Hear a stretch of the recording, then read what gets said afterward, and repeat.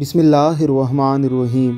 اللہ رب العزت کے مقدس کلام کی فضیلت تمام کلاموں پر ایسے ہے جیسے اللہ رب العزت کو تمام مخلوقات پر فضیلت حاصل ہے۔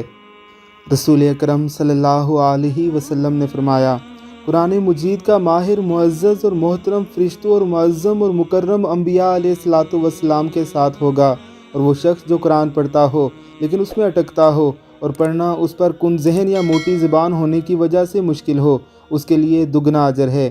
ایک دوسری روایت میں ہے کہ جو شخص قرآن پڑھتا ہے حالانکہ پڑھنا اس کے لیے سخت مشکل ہو، اس کے لیے 2 اجر ہیں۔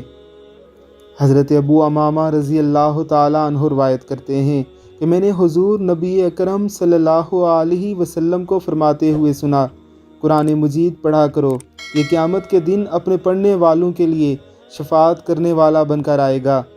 اس مقدس کتاب سے تعلق بنانے والے قرون اولیٰ کے مسلمان دنیا پر چھا گئے، اور آج ہم اس سے تعلق توڑ کر تعداد اور اسلحے کے لحاظ سے زیادہ ہونے کے باوجود ذلیل اور خوار ہیں۔